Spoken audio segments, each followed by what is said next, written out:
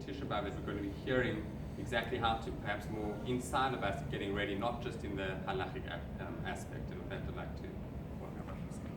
Okay, thank you very much to the Rav, to the community, to everyone. It's always a pleasure to come here to Modin, to this beautiful shul. As the Rav said, Tisha B'Av is something that I think really over time people have been paying more attention to trying to learn about. When I was a kid, so Tisha B'Av was just this day you tried to get through and occupy yourself and think about what you were going to eat afterwards. And then it was actually an optometrist in Brooklyn who came up with the idea of, why don't we have shurim all day? Well, really before him was Rav Soloveitchik in Boston. He was really the first. He spoke nearly all day on the kinnis. Actually went there a few times, even though I was too young to appreciate it, but there was really nothing else to do. And it was kind of interesting to see. I do remember a few things of it. And perhaps it's a sign of the fact that Am Yisrael are getting close to the end of this Golus, that we are paying more attention before, during, and after Tisha B'Av to see what it's about, what this period of time is, and that'll help us figure out what we're supposed to be doing as a nation. I pointed out recently in a shir, Alex probably heard it, that we tend to absorb the narrative of the Christian countries that so many of us lived in, as to what happened to the Jews, as to how Jews gone into exile. And it's there in very subtle ways. It's even there in the language. For example, I don't know how many people here are gardeners. There's a plant called the wandering Jew. Okay, it's a plant that if you plant it in your garden, it just kind of spreads and wanders all over the place. Now, the word wandering has an interesting connotation. A person who is wandering is not going anywhere. They're simply going around and around. In the Christian narrative, so the Jews were rejected because they didn't accept their version of the Messiah. And therefore, we were condemned to wander the world in our suffering. That picture, that idea of the galut, of exile, is very different than ours. The Sfas Emes says the word galut comes from the word legalot. It's supposed to be revealing something.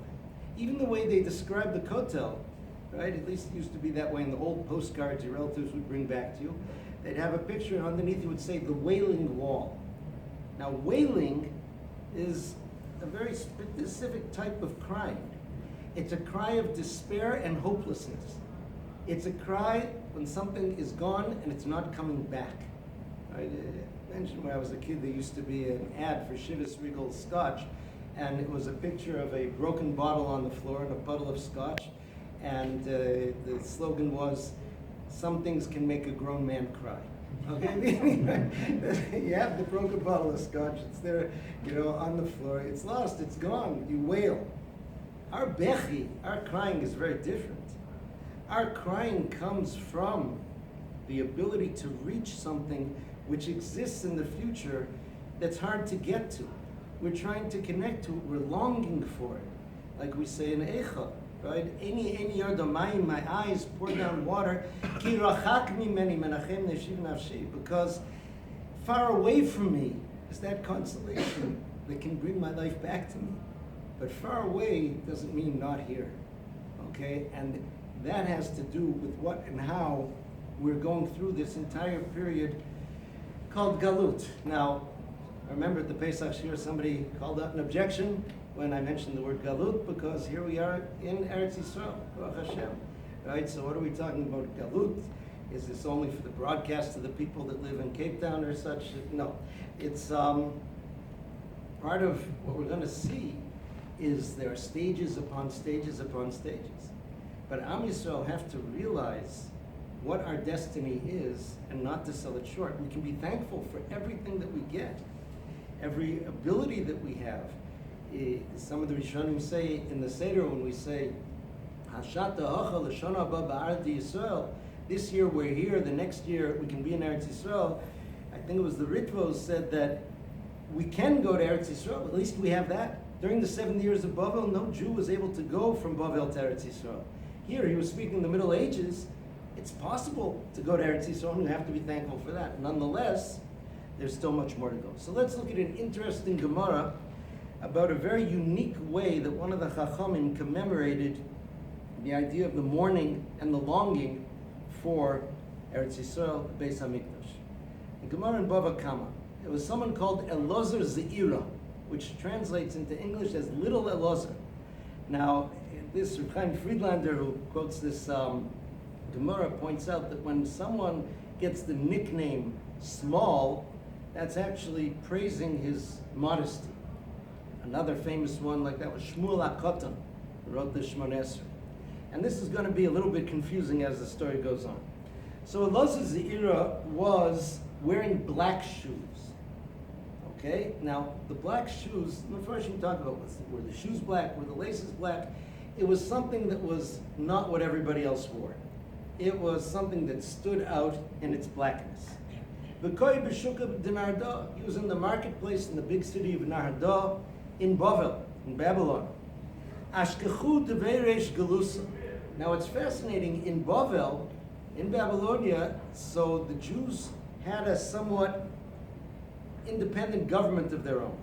The Reish Galusa, the head of the exile, or in fancy English they call him the exilarch, had a certain amount of power over the Jewish community, and he had kind of a local police force from within the Jewish community. So they were called the Reish Galusa, the people of the Reish Galusa's house, and they pulled over Elazar Ze'ira, and they said to him, Maishna Hani Masani, what's with those weird shoes? So Elazar Ze'ira answered them. He said, Amrlu dekam ma'avilna Yushalayim. I'm mourning the destruction of Yushalayim. That's why I'm wearing these shoes. And then they asked him, they said, Amrule, at chashivas lisabule al Yushalayim. Are you really on the level to be mourning Yerushalayim? Right? They felt that he was being arrogant. And he said, Amrlu Gavra Rabba Ana. He says, I'm a big person. I can do this. And then they went on, they asked him, how do we know that you're a big person? He said, ask me some questions, and asked him questions in Torah, and he answered them, and they let him go with his black shoes. A very strange Gemara. First of all, let's just clear up, before we get into the essence of the Gemara, why it should bother these fashion police, so to speak, that he's wearing the black shoes. Right? If a person wants to mourn the Churban with some black shoes, why would they have a problem? So Reb Friedlander says that this just shows, because this is showing us that a person really has to be on a certain level to feel pain and express pain over the loss of Yerushalayim. Okay? One of the things it says in many Surahim that we ourselves, when we're having a hard time mourning on Tisha B'Av, so they say mourn for the fact that you're having a hard time mourning. It's very difficult to do. And we find in the poskim it says even the Talmidei Chachamim are supposed to show extra mourning on Tisha B'Av because they're expected, through their absorption of Torah, to be more sensitive to it and to have that sense. So it's dangerous to have a person wandering around doing things that are designated for people of a certain level if he's not on that level. And that's what they were checking. Okay, but the big question is, why out of all things did he choose to express his mourning with black shoes? Okay, black we can understand because the idea of choshech, of darkness, is one of the big themes we find in Megillas Eicha. But why not a black armband? Why not a black lapel pin? Why the shoes? So this takes us into the world of shoes. A pasuk in Shir Hashem. Mayofu pa'amayich ba'na'olim bas nativ. How beautiful are the Jews in shoes. Okay, now taking the words more literally. How beautiful are your footsteps in your shoes, bas nativ, daughter of the giving one. Rashi in the Metzudas explain this refers to Avram Avinu. Avram Avinu is the Nadiv, the giving one. Why are they describing the beauty of them in their shoes? What's particularly beautiful about it? So Rashi explains that this is describing the Jews when they went on Aliyah L'Regel. Okay, that was a particularly beautiful thing to see. In the narrative, as Rashi explains it here, the nations of the world are trying to entice that daughter who represents Am Yisrael to come join them. And they're trying to flatter her by the beauty that they saw in her. Right? It begins, Shuvi, Shuvi, Ashulami, Shuvi, Shuvi, V'nechse boch. Come, let us see you. And then they say, Ma yofu pamayich bana olim bas nativ. How beautiful are your footsteps in your shoes, you daughter of Avram Avinu. Right? Why shoes? What? So I heard from Rav Yunus and David Shlita, he said, let's get down to the basic bottom line of shoes. When do we wear shoes? Right? They can be fashion, they can be, but the basic function of shoes are for when we are walking, traveling, going, right? At a certain stage in life, my teenage daughters, I would know they came home because like the door would open and 2 shoes would fly across the room, right? So I know that there's a girl coming behind them into the house, right? But shoes are there. You need them to protect your feet when you're going, when you're traveling. Now it's true, the idea that you take off your shoes when you're home is going to be very important. Where is the place that Jews were halachically mandated to take off their shoes? Rabbi, Beis Hamikdash. Okay, but in Aliyah L'Regel, Jews are traveling in their shoes. So now let's take a look at what's beautiful about traveling, especially that traveling of Aliyah L'Regel. Sometimes people came from different parts in Eretz Yisrael. Sometimes people came on Aliyah L'Regel from Chutz La'aretz. We had already in the time of Beit Sheni, Jews living in Syria, Jews living in other places. They came a long way. What was so beautiful about the travel? A few weeks back in Parshat Ba'alotcha, we had the psukim that we always say before opening the Aron Kodesh. Vayehi b'nso ha'aron, it describes how the Jews would travel in the desert. The Aron would travel. And when the Aron traveled, Vayomer Moshe Rabbeinu said, Kuma Hashem, rise up Hashem, v'yafutzo oivecha, let your enemies be scattered from you, v'yanusu mesanecha miponecha, let those who hate you run away from you. It's a nice tefillah. We could always use that. Why particularly when the Aron is traveling? So the explanation is based on another aspect of Aliyah L'Regel. It's hard for us to think about the reality of Aliyah L'Regel, of how that would look if on Pesach, on Sukkot, on Shavuos, everybody goes up to Yerushalayim. A fascinating phenomenon. I believe that if a person owns a home in Yerushalayim, it becomes a free-for-all. Anybody can sleep there, right? A family of 12 from Dimona knocks on the door with their sleeping bags. We're in, right, for the holiday. And people would come from all over. Now, the Torah already preempted a worry that we would have. Wait a second. We're living in the Middle East. You look at the map, there's little Israel surrounded by many, many countries, none of whom throughout history were really our good friends. So if everybody packs out to Yerushalayim, what's happening at our borders? Right? What's going to stop them from taking our land?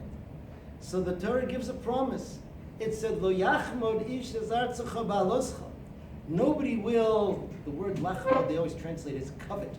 Nobody will covet your land when you go up to the Beis Hamikdash. Now, again, Jonas and David spoke about that strange choice of word. They won't covet your land. Covet, again, it's a complicated term, lo tachmod. Let's take it at its most basic meaning, to desire, to want something that you have. I said, why doesn't the Torah give us the most practical description and say, no one will take your land? That's what we're worried about. It would almost be more amusing if all the nations around us really wanted our land and God supernaturally prevented them from taking it. That would be great. What is this idea that they won't be chomed? So we have to go back to the source of that lo tachmod, which is in Aseret HaDibrot, in the 10 Commandments. Lo tachmod, to not covet someone's possessions, is a very hard thing to command a person to do. The Rishonim wrestle with this. Because let's think, my neighbor he just bought a certain item, and I really want it. And then I tell myself, oh no, you shouldn't want it. The Torah says lo tachmod. It's too late. I already did it. By the time I notice that I did it, it's already done.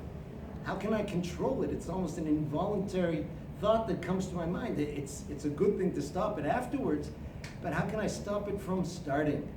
The Ibn Ezra has a fascinating approach to this, which Americans have a very difficult time with, right? Michael, the English might be able to get it. It has to do with royalty. He gives the following image, scenario, parable. The king is going out on parade in his royal chariot, and standing next to him is his daughter, the royal princess. And the royal princess is beautiful, and she's wearing her princess gown, and she has her princess tiara, and she's doing the princess wave. And he says, standing in the crowd, watching the king on parade, is some, let's translate as a country bumpkin. Right? Some, whatever, some kind of farmer out from someplace or other who managed to come into the big city. He's watching this.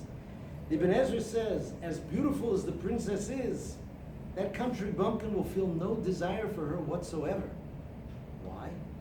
Shehimin ha'elyoni. She's a royal. There's no connection between them. There's nothing. She's from a different world. He wouldn't even think of wanting her. This is where Americans break down and say, why not? Get me your phone number, I don't care. But if this understanding, this sense of royalty which is there, says the Ibn Ezra, what you have to get yourself used to doing is to feel that anything that belongs to anyone else is like that royal princess to the country bumpkin. It has nothing to do with you. It's from another world. If you were meant to have it, it would be in your world. If you can buy one like it, go ahead, go to the store, buy one like it. If it belongs to someone else, it's totally in another planet. That's his beautiful approach to it. Now, when we plug this back into the promise that when you go up on Aliyah Regel, lo yachmod ish et artzecha, you know why? Because mayofu pamayich banalim bat nadiv. You are so beautiful. When you go on Aliyah Regel, you achieve what it says in this one, a maila elyona. You become a different type of person. No one would even think of taking your land. That is the beauty of the Jews traveling on Aliyah L'Regel in their shoes. Mayafu ba'mayich bana'alim bat nadiv. The question is why? Why would a person be more beautiful traveling someplace than when they're there? In other words, if the nations of the world wanted to praise the beauty of the Jewish people on their holidays, you would kind of focus on when everybody arrived from their journey, what it was like in the Beit HaMikdash. In Josephus, he has a very detailed description of what Pesach was like in the Beit HaMikdash. It was amazing. It doesn't talk about that. It talks about the traveling. The Maharal explains a fascinating thing. He says that when you're traveling, you are oftentimes more connected to your destination than when you're actually there. Okay? This is an interesting thing to think about, but it's really true. Right? In other words, let's say, I said, we're going to have a little raffle at the end of this year, and one person's going to get a, free plane ticket to South Africa. I heard the South Africans, so everything's South African tonight, right? And the rabbi, you'll get a free round trip to South Africa, but the plane leaves at midnight. Okay, so I pick the name out of the hat, and somebody goes and they start running. They meet a friend in the street outside the shul. They say, where are you going? They say, I'm going to South Africa. How are you going to South Africa? You're walking through Modi'in. No, I'm going to my house. Your house is South Africa? No, I'm going to pack my suitcase. And so then I'm going to go to Lod, to Ben Gurion. That's not South Africa either. No, that person sees South Africa in their house. That person sees, let's say, their parents' house. They see their friends. They see everything. When they're traveling, they're so focused on it, even more than when they're there. If you meet the person when they're over there, you say, where are you? I'm here. Yeah, but where's here? I don't know, right here. You're not focusing on that experience on the South Africa and everything you're yearning for at that time. So when Am Yisrael traveled, when it was Vayihi bin Soah Ha'aron, when you were traveling, not just when they camped with the presence of the Shekhinah among them, but when they were devoted to following after HaKadosh Baruch Hu as He led them through the desert, they were focused on the fact that we want to go where He wants us to be. Am Yisrael on Aliyah L'Regel were traveling to their destination, to the closeness, to the experience that they wanted, and that was what they were supposed to do. This is why He expressed His mourning over the Churban in the shoes. The Jewish people are travelers. We started off with Avram Avinu, whose first message from HaKadosh Baruch Hu was, Lech Lecha. Go, and a very special Lecha, for you, for your destiny, for where you're supposed to be. The Medrash speaks about the connection between the word Eicha and its connection to that very pained question that Hashem asked Adam Arishon after that first sin, Ayeka, where are you? Eicha is when we lose our path, is when we don't know where we're going. We say, how could this happen? We've lost connection to our destination. We don't know. And yet, even in the exile, even in the galut, Am Yisrael simply recalculates. Just like your GPS when you took a wrong turn. You recalculate and you're connecting again. Jews do an interesting thing. They do lots of interesting things. One is this idea of trying to point towards Israel, Yerushalayim, the Beit HaMikdash when we daven.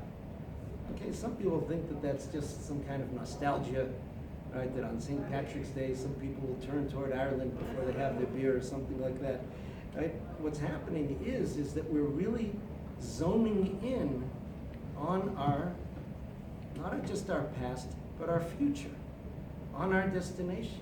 We're travelers. The Reform movement, one of the first changes they made in the Siddur was to remove all references to returning to Yerushalayim and to Eretz Yisrael. Because they said, here we're declaring that we are full German citizens. They gave us rights. We want to become part and parcel of German society. How in the world does that go together with saying, Yerushalayim Rechav Rachamim Tashuv Techazena Inein V'Shu Chal Tzion B'Rachamim? It doesn't go. And they were right. It doesn't go.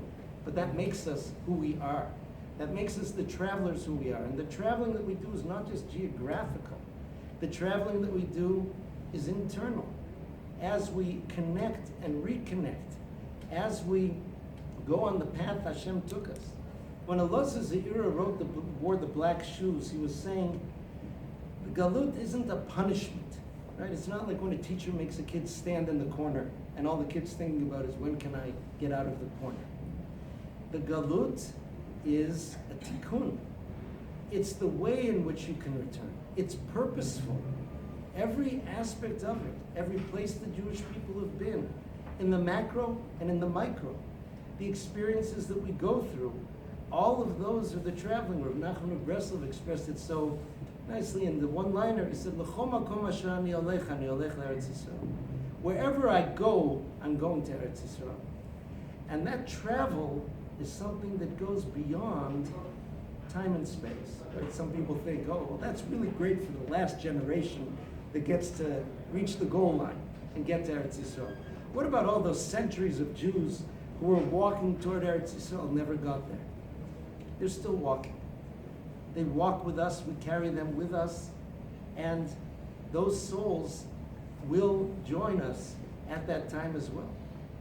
A friend of mine said a very powerful thought. One of the most famous songs that came out of the Holocaust was a nigun for Ani Mamin that was composed on a train heading to a concentration camp by a Mujahid Chassid. And he asked people on the train if anybody would escape to go bring it to his Rabbi who had escaped to America. And he did. So my friend said, wait a second. He wasn't foolish, he wasn't naive. He knew where he was going. He said, Ani Mamin be'emunah shleima b'vias HaMashiach, meaning, okay, there's still an off chance that when we pull up to Auschwitz, Mashiach is going to come down in some kind of flaming chariot, toss all the Nazis into the oven and lead us to Eretz Yisrael. It could be. But is that the only thing which is causing him to sing Ani Mamin? No. He knew that even Auschwitz was only a station on a road that goes further. All of us are always traveling toward the Gula. All of us are always traveling towards Eretz Yisrael, toward the rebuilt Beis HaMikdash. And nobody and nothing can take that from us. Even such a stop that seems to us so permanent as death is only just another stop on the way. That's the ultimate state of our travel. Okay, so now let's try to see how we implement this. The purpose of Tisha B'Av, on one hand, is to feel the pain of what we're missing. And we only feel the pain of what we're missing when we have the sense of what can be and what should be. That pain awakens us, motivates us. It doesn't depress us. It's not supposed to be there in a way that gets us to regret our Judaism, to bemoan our lot as Jews of the suffering that's there, but to realize that we're on a journey that we should and be able to complete. There was an interesting little management book that was popular a bunch of years ago. I don't like reading management books, but this one was really short. It was called, I think, the 10-Minute Manager, right? That was why, and he had these interesting little quips. So an employee comes over to this great manager, and he says, I have a problem. He says, no, you don't. He says, why don't I? He says, you don't have a problem, you have a complaint. He says, because a problem is when you're in point A, and you want to get to point B. Now you have a problem. How do I get from point A to point B? But if you're just kvetching about point A, you don't have a problem, you have a complaint. Jews don't kvetch. I know we're stereotyped to be kvetchers, we don't kvetch. Okay, we've got a problem. That we do have. It's been going on for a bunch of thousands of years, right? Which is, how do we get from that point A to point B? Right? How do we get there? And we're always working on it, and we're always getting there. That's who we are and how we're doing it. Rav Moshe Shapira he said it so beautifully. He says that the car is that we must be baderech. He says we must be those travelers.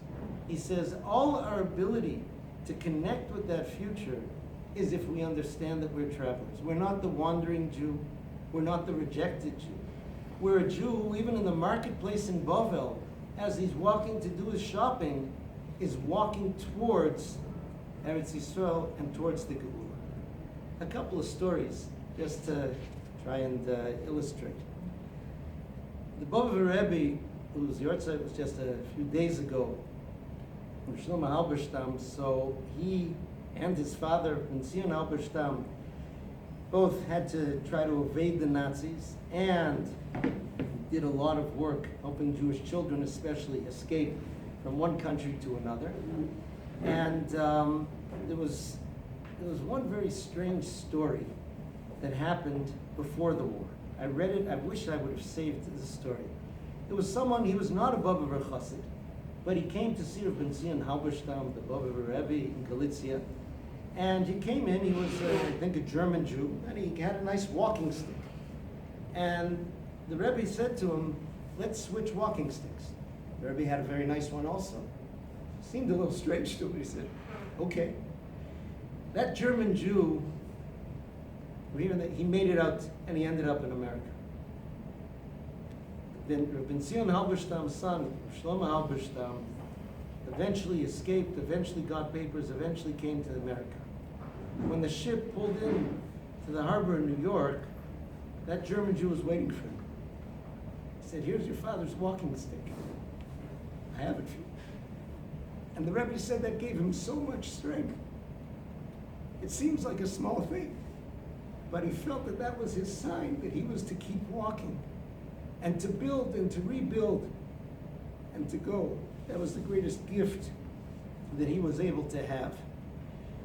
There's another story about him, Rav Shlomo. He was in a bunker in the war, together with other Jews, and again, it was horribly cramped, and they had a little opening they could open for oxygen, but when they got word or heard sounds that might mean the Nazis were searching, they closed that hole, and at one point they kept it closed for a long time, and they felt the oxygen disappearing.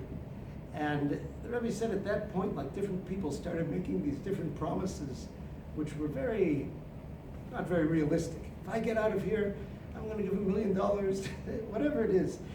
He said, if I get out of here, even though the custom in Bobov is not for the Rebbe to eat Melav Malka together with the Hasidim, I'm going to eat Melav Malka with the Hasidim together. And they looked at him like, Rebbe, the Hasidim are all dead. Right? What Melav Malka are you having? Where? He was traveling. He was in a stop that was a bunker, but his eyes were already there on the travel forward, on what's there. So therefore, even though we're meant to feel the pain on Tisha B'Av, and there's a lot of pain to feel as we review our past, as we look at our present, and we look to the unknown future, we have to find the energy and consolation in the fact that we are traveling on, and that we will reach the destination. One last story. the Chuz of Lublin, whose yahrzeit was actually on Tisha B'Av. He was the great, they called him the seer of Lublin, one of the great Rebbes of Poland. So after he passed away, his descendants divided up some of his possessions. One of his children had a few things, and he started traveling back to his home, and suddenly it started pouring rain. He had to find shelter someplace. So there was a Jew in this village who had a room that he would rent out to people. So this descendant of the Chozeh stayed there, and the rain kept going for 2-3 days. When it came time to leave, the man said, okay, your bill is so-and-so, lodging, food. And he says, I do want to pay, just I have no cash on me. I do have some of these mementos from my father. Pick whichever one you want. So there was a clock in there. The man took the clock, and he hung it up in the guest room in his little house in the village.